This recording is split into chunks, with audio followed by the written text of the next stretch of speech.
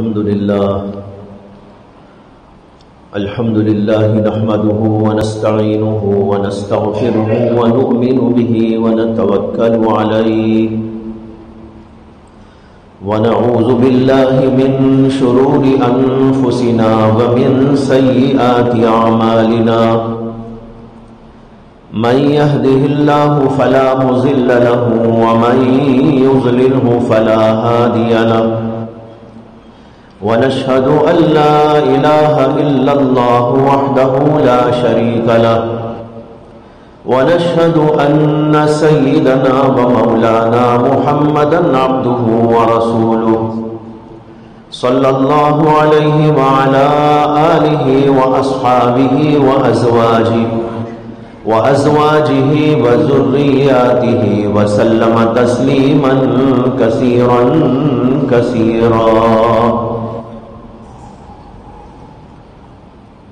اما بعد، بزرگان محترم، عزیز و دوستو، بھائی، گزشتہ جمعہ آپ حضرات کے سامنے ایک اہم عنوان پر گفتگو شروع کیا تھا، اور عنوان یہ تھا کہ بندہ اللہ کا محتاج ہے، اس لیے اسے اللہ سے مانگ کر لینا چاہیے، جس طرح فقیر اپنے احتیاج اور ضرورت کی بنیاد پر مانگ کے لیتا ہے۔ اللہ کو عاجزی پسند ہے، انکساری تواضع بہت پسند ہے، بلکہ بندے کی سب سے بڑی خصوصیت یہی ہے کہ وہ اللہ کا بندہ بن جائے اور یہ سمجھے کہ میں ہر چیز میں اللہ کا محتاج ہوں، اپنے وجود میں، اپنے بقا میں، اپنے کھانے و پینے میں، اپنی تمام ضروریات میں، ہر چیز میں وہ اللہ کا محتاج ہے۔ جب وہ اللہ کا محتاج ہے تو اللہ سے مانگ کر لے، یہ اللہ کو بہت پسند ہے۔ اسی کا نام ہے دعا۔ دعا کے معنی ہے اپنی محتاجی کا اظہار، اپنی غلامی کا اظہار، اور یہ اللہ کے سامنے پیش کرنا کہ اے اللہ، ہر چیز میں تیرا محتاج بندہ ہوں، آپ جو دیں گے وہ لوں گا، آپ اگر دیں تو میں لوں گا، اگر آپ نہ دیں تو مجھے کوئی دینے والا نہیں۔ اس کا نام ہے دعا۔ دعا اللہ کو بہت اسی لیے پسند ہے کہ اس کے اندر عاجزی ہے۔ اللہ تعالیٰ نے قرآن میں فرمایا وَإِذَا سَأَلَكَ عِبَادِي عَنِّي فَإِنِّي قَرِيبٌ أُجِيبُ دَعْوَةَ الدَّاعِ إِذَا دَعَانِ فَلْيَسْتَجِيبُوا لِي وَلْيُؤْمِنُوا بِي لَعَلَّهُمْ يَرْشُدُونَ۔ اے نبی علیہ السلام، جب میرے بندے میرے بارے میں آپ سے آ کر پوچھیں، اذا سألک عبادی انی، میرے بارے میں پوچھے۔ اللہ نے یہ نہیں بتایا کیا پوچھیں گے، اللہ نے کہا اذا سألک عبادی انی، جب میرے بندے میرے بارے میں آپ سے آ کر پوچھیں، کیا پوچھیں گے؟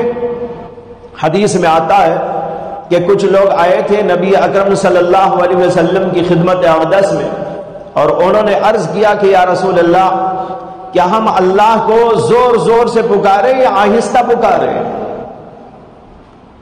اللہ ہمارا کہاں ہے؟ کیا ہم سے بہت دور رہتا ہے کہ اس کو چیخ کر پکارنے کی ضرورت ہو، یا اللہ ہمارے قریب ہے کہ ہم آہستہ بولیں تب بھی وہ سنتا ہے؟ یہ سوال تھا۔ اس کے بارے میں اللہ نے کہا اذا سألک عبادی انی، جب میرے بندے میرے بارے میں آپ سے آ کر پوچھیں، کیا پوچھیں؟ ہم زور سے دعا کریں کہ آہستہ دعا کریں؟ ہم اللہ کو دور سمجھ کر پکارا کریں یا قریب سمجھ کر اس سے دعا کیا کریں؟ اللہ نے اس کا جواب دیا اور فرمایا فإنی قریب، اے نبی آپ بتا دیجئے کہ میں ان سے بہت قریب رہتا ہوں، میں تو ان سے ان کی شہرک سے بھی زیادہ قریب ہوں۔ انسان کی شہرک اس کی جان ہے، انسان کی جان انسان کے قریب ہونے کا مطلب یہ ہے کہ خود وہی انسان ہے۔ اللہ کہتے ہیں اس سے زیادہ تو میں اس سے قریب ہوں. اس کا مطلب یہ ہے کہ میں انسان سے زیادہ قریب ہوں، اتنا قریب. اس لیے اے نبی آپ کہہ دیجئے فإنی قریب، میں بہت قریب رہتا ہوں. جب میں قریب رہتا ہوں تو مجھے بہت زور زور سے پکارنے کی بھی ضرورت نہیں، بلکہ تمہارے دل کے اندر خیال آئے وہ بھی میں جانتا ہوں، تم آہستہ سے بولو وہ بھی میں جانتا ہوں. ہر چھوٹی بڑی بات اللہ کے علم ہے. اس لیے کہا فَإِذَا سَأَلَكَ عِبَادِي أَنِّي فَإِنِّي قَرِيبٌ أُجِيبُ دَعْوَةَ الدَّاعِ إِذَا دَعَانِ. جب بندہ میرے سے دعا مانگتا ہے میں اس کی دعا کو قبول کرتا ہوں. یہاں اللہ نے وعدہ کیا ہے جب میرے بندے میرے سے دعا کرتے ہیں میں دعا قبول کر لیتا ہوں. یہ اللہ کا کلام ہے، سچائی ہی سچائی والا ہے، صداقت ہی صداقت کا حامل ہے. اس کے اندر نہ کوئی شک اور ریب ہے، نہ کسی جھوٹ کا امکان ہے، نہ خطا کا کوئی احتمال ہے. اس اللہ کے کلام میں کہا گیا کہ جب بندے مجھ کو پکارتے ہیں میں ان کو ان کی بات کو قبول کرتا ہوں، دعاؤں کو قبول کرتا ہوں. فَلْيَسْتَجِيبُوا لِي وَلْيُؤْمِنُوا بِي لَعَلَّهُمْ يَرْشُدُونَ. لہذا میرے بندوں کو چاہیے، دیکھو انداز کیسا ہے اللہ کا. اللہ کہتے ہیں میرے بندوں کو چاہیے کہ وہ مجھ کو پکارا کرے، میرے سے دعا کیا کرے، میرے سے التجا کیا کرے. وَلْيُؤْمِنُوا بِي، اور مجھ پر ایمان لایا کرے. لَعَلَّهُمْ يَرْشُدُونَ، تاکہ وہ راہ راست پر آ جائے. اس سے معلوم ہوا کہ اللہ کے ہاں دعا کا کیا مقام ہے. اللہ چاہتے ہیں بندے اللہ کو پکارے. اسی لیے اللہ سب کچھ اپنے خزانے رکھنے کے باوجود کبھی کبھی ہم کو نہیں دیتا.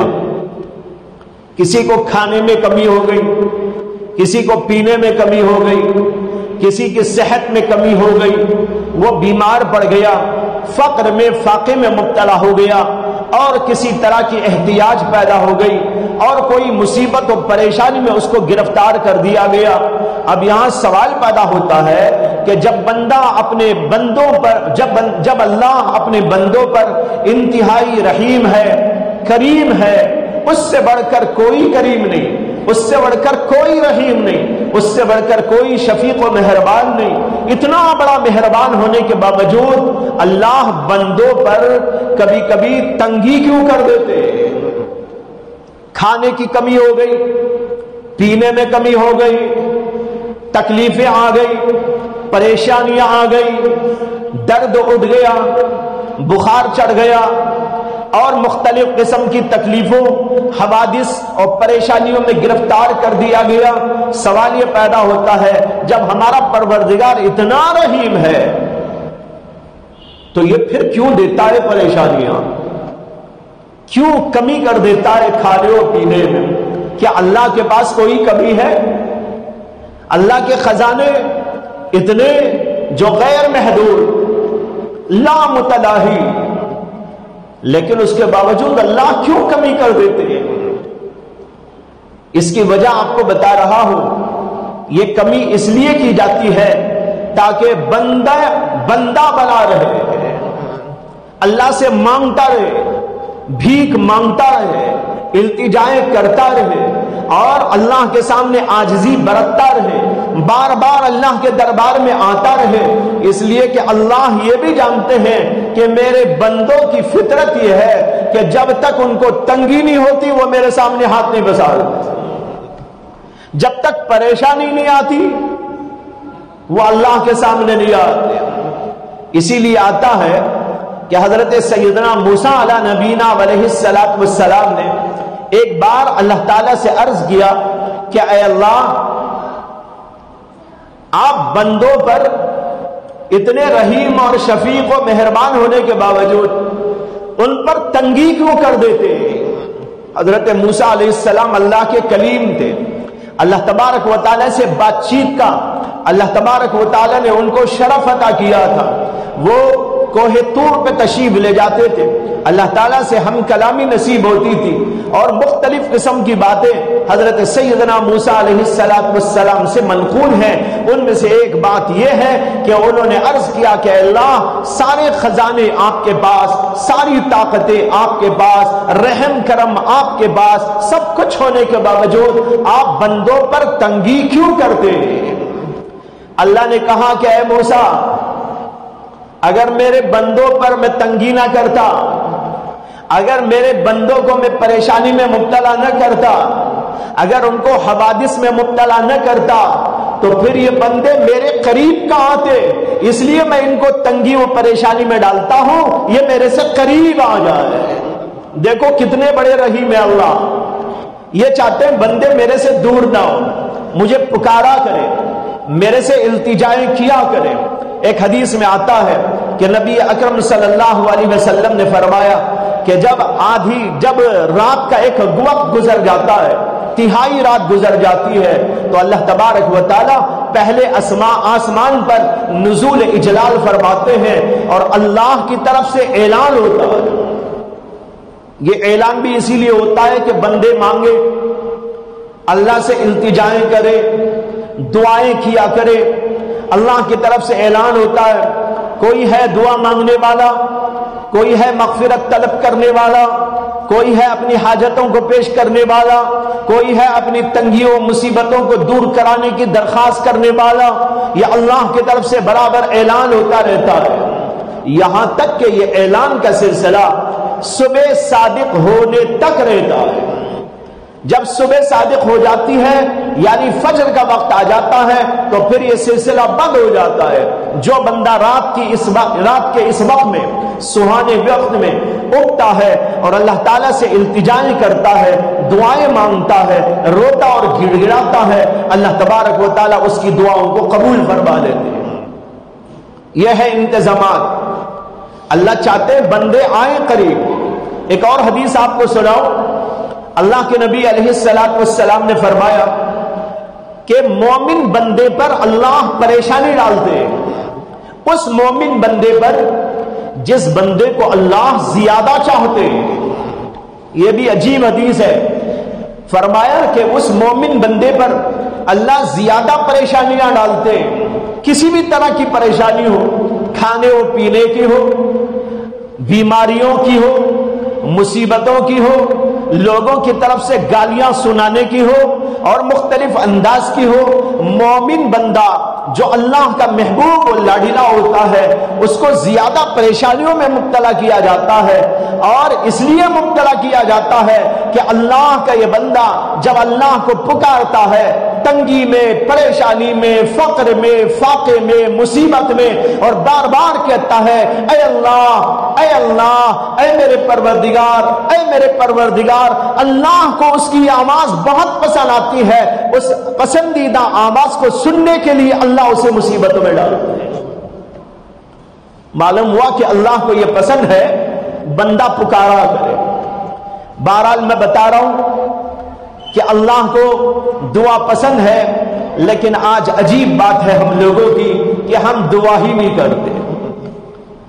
لوگ آتے ہیں مسجدوں میں، 2 رکعت نماز، 4 رکعت نماز تڑخا کے بھاگ جاتے ہیں، نہ اس میں خشوع ہے، نہ خضوع ہے، نہ توجہ ہے، اور بس تڑخایا اور اس کے بعد دعا تک نہ مانگی اور اس طرح چلا گیا جیسے اللہ کو یہ بتانا چاہتا ہے اے اللہ میں تیرا کوئی محتاج نہیں ہوں، میں کھانا اپنا خود ہی بنا لوں گا، میں اپنی سب تیاریاں کر لوں گا، ساری مصیبتوں کو میں خود دور کر لوں گا، میرے پاس بہت بڑا بزنس ہے، میرے پاس بہت بڑا سرمایہ ہے، میرے پاس بہت بڑی عقل ہے، میرے پاس بہت تجربہ ہے، میرے پاس دنیا کے خزانے ہیں، میں جاؤں گا، تیری مجھے کوئی ضرورت نہیں۔ بس بندہ نماز پڑھتا ہے اور اٹھ کے چلا جاتا ہے۔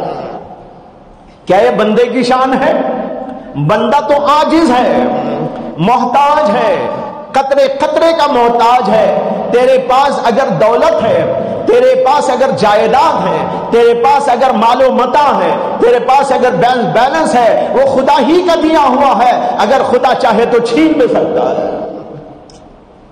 یہ بندے کے ذہن میں ہونا چاہیے۔ لہذا ہر بندہ چاہے وہ فقیر ہو محتاج، چاہے وہ امیر کبیر کیوں نہ ہو، ان سب کو چاہیے وہ اللہ کے سامنے اپنی عاجزی بتائے، دعائیں بار بار کرتے رہے، اور جو بندے محتاج ہیں ان کو تو بہرحال پوچھنا ہی ہے اللہ سے، اور جو یہ سمجھ رہے ہیں کہ ہم بڑے مالدار ہیں، امیر کبیر ہیں، ہمارے پاس یہ دولتیں ہیں، جو یہ سمجھ رہے ہیں وہ بھی حقیقت میں خدا ہی کے بندے، ان کو یہ سوچنا چاہیے کہ اگر ہم نے استغنا برتی اللہ سے اور اللہ کے محتاج اپنے آپ کو ظاہر نہ کیا، ہو سکتا ہے کہ اللہ ہماری اس دولت کو چھین لے اور ہم کو بھی محتاج اور فقیر بنا دے۔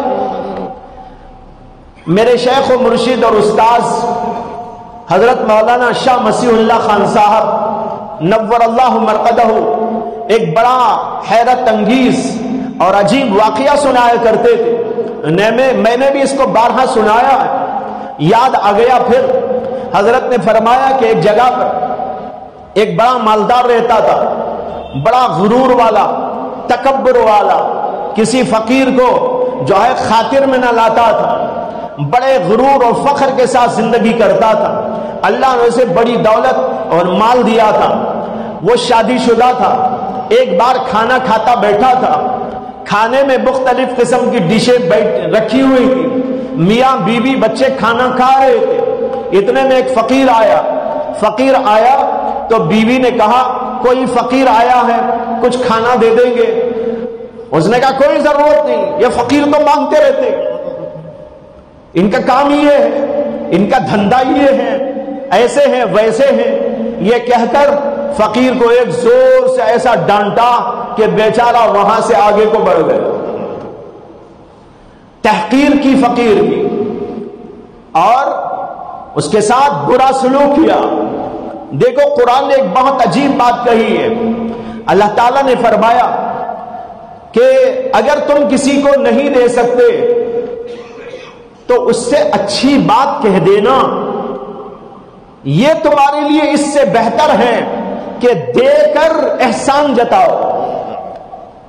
دے کر احسان جتانے سے اور دے کر اس کو تکلیف پہنچانے سے اس سے زیادہ بہتر ہے کہ تم نہ دو لیکن اس سے ذرا بھلی بات کہہ دو، اچھی بات کہہ دو، اچھا انداز برت لو، اس سے کہو کہ بھائی اللہ کے نام پر تم نے مانگا لیکن میں اس وقت دینے کے قابل نہیں ہوں، ذرا معاف کر دینا، کسی اور جگہ سے لے لینا، میں پھر دے دوں گا۔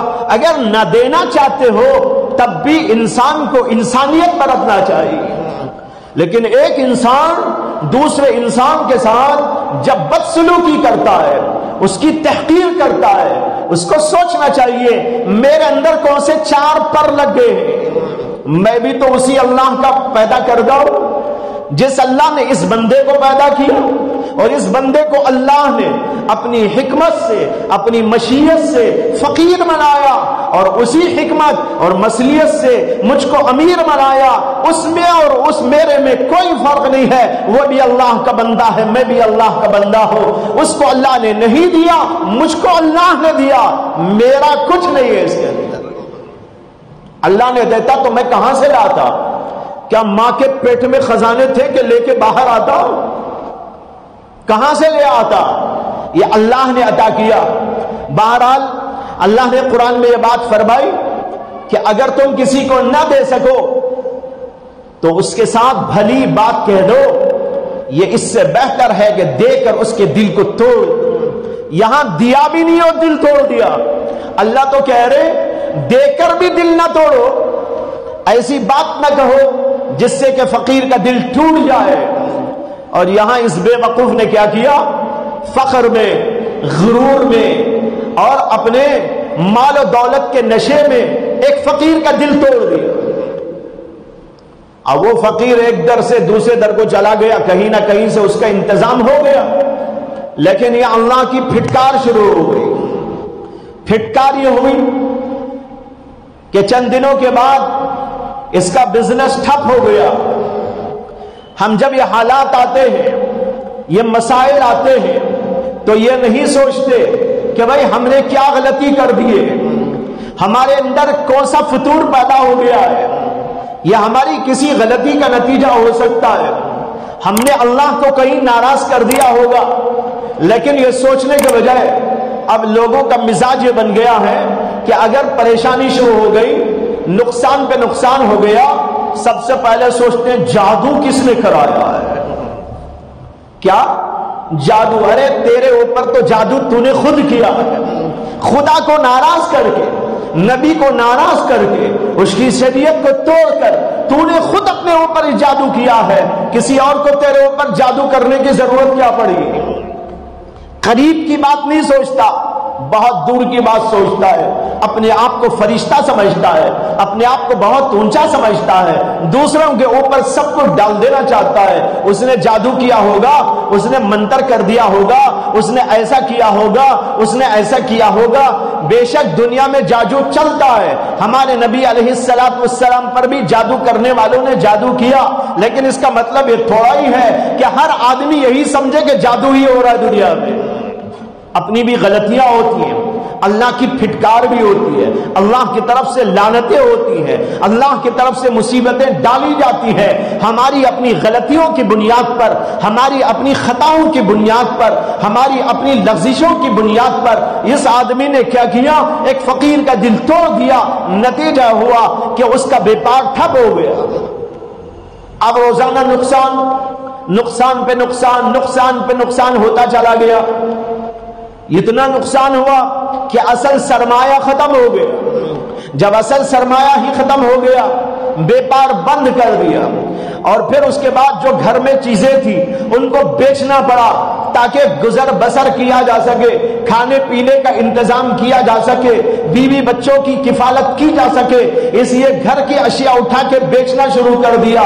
زیور بیچ دیا، پلنگ بیچ دیا، المار بیچ دیا، قالین بیچ دیا، اور چیزیں بیچتا چلا گیا، یہاں تک کہ سب کچھ ختم ہو گیا. یہاں تک کہ اسے گھر بیچنے کی نوبت آ گئی. اس نے اپنی بیوی کو طلاق دے دی کہ اب میں تجھے پال نہیں سکتا، تیری ماں کے گھر تو جانا، میں تجھے طلاق دیتا ہوں. وہ بیوی وہاں سے آئی اور اپنے گھر کے اندر میکے میں رہنے لگی. دوسری طرف اللہ کا انتظام یہ ہوا کہ اس کی بیوی جو طلاق لے کر آ گئی تھی، اس کے لیے رشتے آنے لگے.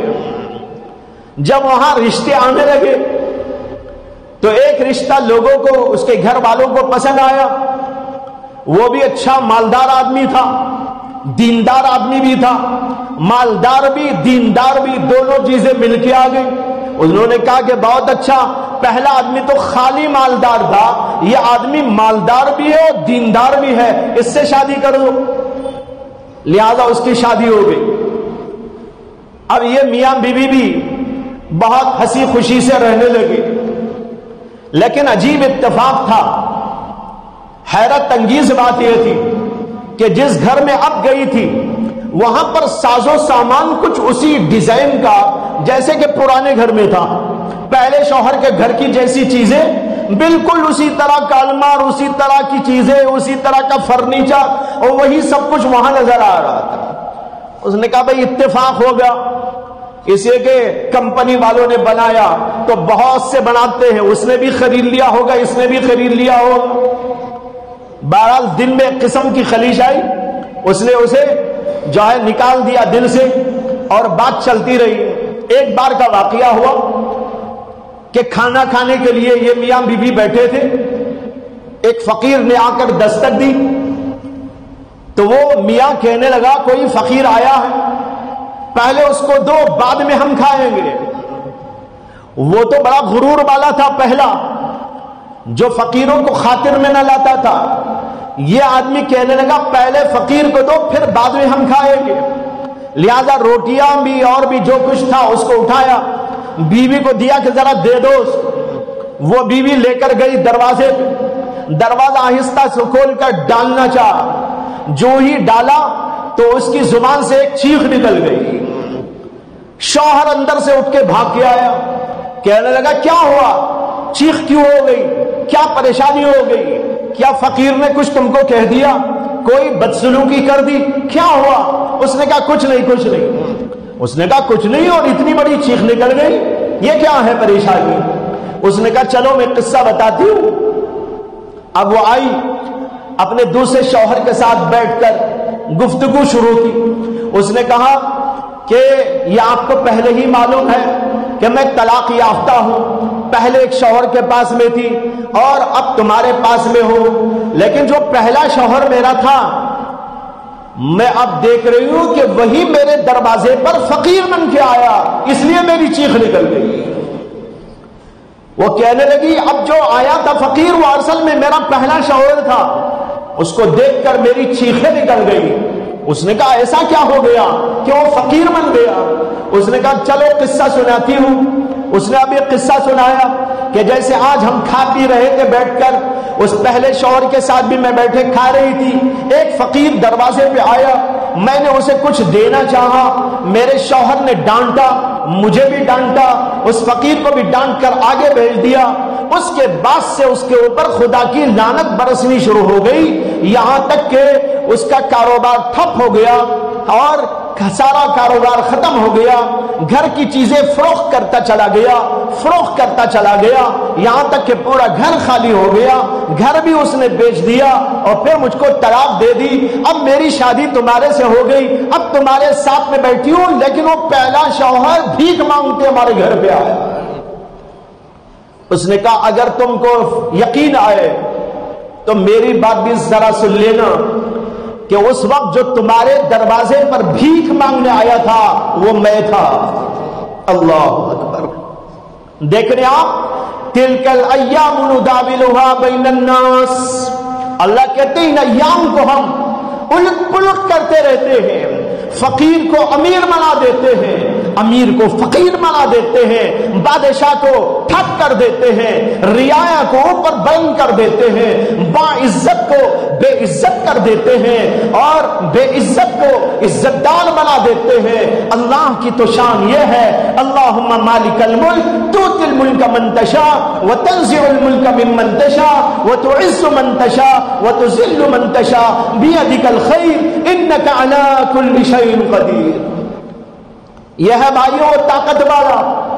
اس کو چھوڑ کے کہاں جا رہے ہو؟ مانگو اسی کے در پہ. فقر کو, محتاجی کو, اپنے احتیاج کو, اپنی ضرورت کو, اپنی غلامی کو, اپنی بندگی کو فراموش نہ کرو. ہم سب کے سب بندے ہیں. اگر کوئی فقیر ہے تو وہ بھی خدا کا بندہ, کوئی امیر ہے تو وہ بھی خدا کا بھکاری. کسی امیر کو یہ حق نہیں ہے کہ وہ سمجھے کہ میں بہت جو ہے بڑا ہو گیا ہوں, میں محتاج نہیں ہوں اور اس لیے فقیروں کے ساتھ بدسلوکی کرنے لگے. یہ ہے اللہ کی ذات. میں عرض یہ کر رہا تھا کہ ہم سب کے سب محتاج بندے, اس لیے ہم سب کو اپنی تمام ضرورتوں میں اللہ کے آگے اپنی محتاجی اور اپنی فقیری اور اپنی احتیاج ضرورت ظاہر کرتے رہنا چاہیے. یہی ادا اللہ کو بہت پسند ہے. نبی اکرم صلی اللہ علیہ وسلم نے حدیث میں فرمایا من لم یسأل اللہ یغضب علیہ, جو بندہ اللہ سے طلب نہیں کرتا, دعا نہیں مانگتا, سوال نہیں کرتا, یغضب علیہ, اللہ اس کے اوپر غصہ ہوتے. اللہ چاہتے بندے مانگے. یہ بندہ کیا ہے, نماز پڑھا نکل گیا, کبھی نماز بھی نہ پڑھا. نماز پڑھنا بھی یہ محتاجی کی دلیل ہے اور دعا مانگنا بھی اپنی محتاجی کی دلیل ہے. جب آدمی دعا نہیں کرتا اللہ کو بہت غصہ آتا ہے. اس کو اللہ کے نبی نے کہا یغضب علیہ, اللہ اس کے اوپر غضبناک ہو جاتے ہیں. یہ مانگتا کیوں نہیں؟ اسے کہ نہ مانگنا دراصل اس بات کا عملی دعویٰ ہے کہ مجھے اللہ تیری کوئی ضرورت نہیں. آج یہ بیماری ہر آدمی میں پائی جا رہی ہے, اللہ ماشاءاللہ. دعا کرے اور پوری توجہ کے ساتھ میں دعا کرے. ایک اہم بات یہ عرض کر دوں کہ جب ہم دعا کریں تو دعا میں احتیاج کا اور اپنی محتاجی, بے کسی اور اپنی عاجزی کا اظہار ہونا چاہیے. دعا ایسے انداز پر نہ ہو جیسے کوئی جو ہے اللہ تعالیٰ سے اس طرح مانگ رہا ہو کہ محتاج ہی نہیں. استغنائیت کی شان کے ساتھ, استغنا نہیں محتاجی کے ساتھ اللہ سے مانگو، اے اللہ میں فقیر ہوں، اے اللہ میں محتاج ہوں۔ اللہ کے نبی علیہ الصلوۃ والسلام اتنے بلند ترین مقام پر فائز ہونے کے باوجود جو دعا مانگا کرتے تھے وہ دعائیں احادیث کے اندر موجود ہیں۔ کس شان کی دعائیں ہوتی تھی؟ کیا عاجزی، کیا انکساری، کیا تواضع، اپنی محتاجی کا اظہار اس کے اندر ہوتا تھا، یہاں تک کہ اپنے گناہوں کا اعتراف کرتے تھے۔ حالانکہ گناہ سے آپ پاک تھے، آپ معصوم تھے، لیکن اس کے باوجود اپنے آپ کو اللہ کے سامنے اتنا عاجز بندہ بنا کر پیش کرتے تھے۔ ایک دعا میں اللہ کے نبی صلی اللہ علیہ وسلم کہتے ہیں اللہم انک تعلم سری وعلانیتی ولا یخفى علیک شیء من امری وانا البائس الفقیر البائس الفقیر، اے اللہ میں بہت محتاج ہوں، آپ کا بہت بڑا فقیر ہوں۔ اب دیکھو یہاں پر اللہ کے نبی کے الفاظ، وَأَنَا الْبَائِسِ، بائس کے معنی ہے محتاج، فقیر کے معنی تو آپ بھی جانتے ہیں، یہ لفظ عربی میں بھی ہے اردو میں بھی، وَأَنَا الْبَائِسُ الْفَقِيرُ الْمُسْتَغِيثُ الْمُسْتَجِيرُ الْوَجِلُ الْمُشْفِقُ الْمُقِرُّ الْمُعْتَرِفُ بِذَنبِهِ، میں ڈر رہا ہوں اے اللہ، میں کانپ رہا ہوں اے میرے پروردگار، میں بڑا محتاج ہوں اے میرے مالک، اے اللہ مجھے اپنے گناہوں کا اعتراف ہے، اپنے قصوروں کا اقرار ہے، اے اللہ میں آپ کے سامنے عاجزی کے ساتھ میں عرض کرتا ہوں۔ یہ دعا کا لب و لہجہ نبی اکرم صلی اللہ علیہ وسلم کا، ہمارا بھی لب و لہجہ ایسے ہی ہونا چاہیے، اور دعا کرو تو رو رو کر دعا کرو۔ اگر دعا میں رونا نہ آئے خوب تو اس صورت میں رونے کی کم از کم صورت بنا لو، رونا آئے کہ نہ آئے لیکن ہمارا انداز رونے والے کا ہو، محتاجوں کا ہو، بے کسوں کا ہو، ایسا نہیں جیسے کوئی مستغنی ہو کر اللہ کے سامنے ظاہر کر رہا ہو۔ استغنائیت کے ساتھ دعا کرنا اللہ کا مذاق ہے، استغنائیت کے ساتھ دعا کرنا اللہ کا مذاق ہے۔ میں چند دن پہلے بھی مدرسے میں عرض کر رہا تھا طلباء کے سامنے، ایک دعا ہے اللہ کے نبی صلی اللہ علیہ وسلم نے سکھائی، کیا ہے یہ دعا ہے اللہم اجرنی من النار، اللہم اجرنی من النار، اے اللہ ہمیں دوزخ سے چھٹکارا عطا کر دیجئے۔ یہ کتنی بھاری دعا ہے، لیکن عام طور پر لوگ کیا کرتے ہیں، تسبیح پر منکوں پر پڑھتے اللہم اجرنی من النار، اللہم اجرنی من النار، اللہم اجرنی من النار، دعا یوں پڑھ کر اٹھ جاتے ہیں۔ ذرا آپ غور کریں تو آپ کو معلوم ہوگا اس طرح دعا پڑھنا یہ خدا کا مذاق ہے۔ میں نے مثال دی، جیسے اگر کوئی آدمی ایک بادشاہ کے سامنے جائے، دنیا کا بادشاہ، اور اس کے سامنے جا کر ایک الفاظ کی دعا رٹ کے آ جائے، کہنے لگے بادشاہ جہاں سلامت، میرا کام بنا دیجئے، میرا کام بنا دیجئے، میرا کام بنا دیجئے، میرا کام بنا دیجئے، میرا کام بنا دیجئے، میرا کام بنا دیجئے، میرا کام بنا دیجئے، 7 دفعہ پڑھ کے آ گیا۔ کیا خیال ہے بھائیو آپ کا؟ ڈنڈے لگیں گے کہ نہ لگیں گے؟ اسے وہاں سے مار کے نکال دیا جائے گا، بلکہ شاید نکالا بھی نہ جائے بلکہ قید خانے میں ڈال دیا جائے گا۔ یہ جو ہے بادشاہ کا مذاق کر رہا ہے، لیکن آج یہی مذاق تو ہم اپنے رب سے کر رہے ہیں، دعا یوں کر کے جا رہے ہیں۔ جب دعا پڑھو دعا کا انداز ہو، عاجزی کا لب و لہجہ ہو، دل اندر سے رو رہا ہو، کانپ رہا ہو، پڑھتے وقت اندر سے آپ اللہ کے سامنے گرتے چلے جا رہے ہو، آنکھیں نم ہوتی جا رہی ہو، یا کم از کم آپ کا چہرہ بتا رہا ہو کہ رونے والا بندہ ہے۔ ایسی دعا کرنا چاہیے، اللہم اجرنی من النار، اللہم اجرنی من النار۔ لب و لہجہ جو ہے عاجزانہ، بندگی کو لیا ہوا، اپنے جو ہے اندر سے کرتا ہوا، اندر سے جو ہے اللہ تعالیٰ کی جانب جھکتا ہوا، اس لب و لہجے میں دعا ہو۔ لیکن عام طور پر لوگ وظائف پڑھتے ہیں تو گویا ایسا معلوم ہوتا ہے کہ وہ اللہ پر کوئی اثر ڈالنا چاہ رہے ہیں، اللہ پر کوئی اثر ڈالنا چاہ رہے ہیں۔ اللہ پر کون اثر ڈال سکتا ہے؟ یہ بڑا بے وقوف بندہ ہے، جو سمجھ رہا اتنی دفعہ پڑھ دیا بس اللہ پہ اثر ہو گیا میرا کام بن جائے گا، لا حول ولا قوت الا باللہ۔ دعا کرو اپنی ہر مصیبت کے لیے، اپنی ہر پریشانی کے لیے، چاہے وہ کھانے پینے اور معاش اور دنیاوی ضرورت ہو یا اخروی ضرورت ہو، حوادث ہو، پریشانیاں ہو، کسی بھی طرح کی کوئی چیز ہو، اللہ تعالیٰ کے سامنے عاجزانہ لب و لہجے میں روتے اور گڑ گڑاتے ہوئے اللہ سے مانگتے رہنا چاہیے۔ یہی ادا دراصل دعا کہلاتی ہے۔ دعا صرف یوں پڑھ کے اٹھ جانے کا نام نہیں ہے، بلکہ دل کے اندر ان احساسات کا نام ہے، اس طرح کے شعور کا نام ہے۔ جب بندہ اپنی بندگی کا شعور پیدا کرتا ہے، اللہ کی بڑائی کا احساس اپنے دل میں پیدا کرتا ہے اور بہترین جو ہے لب و لہجے میں عاجزانہ انداز پر اللہ سے مانگتا ہے، اس کو دعا کرتے کہتے ہیں، اور یہ دعائیں ضرور بالضرور قبول کی جاتی ہیں۔ اللہ تبارک و تعالی مجھے بھی آپ کو بھی اپنی تمام حاجتوں میں ضرورتوں میں اللہ کی طرف رجوع کرنے کی توفیق عطا فرمائے۔ وآخر دعوانا ان الحمد للہ رب العالمین۔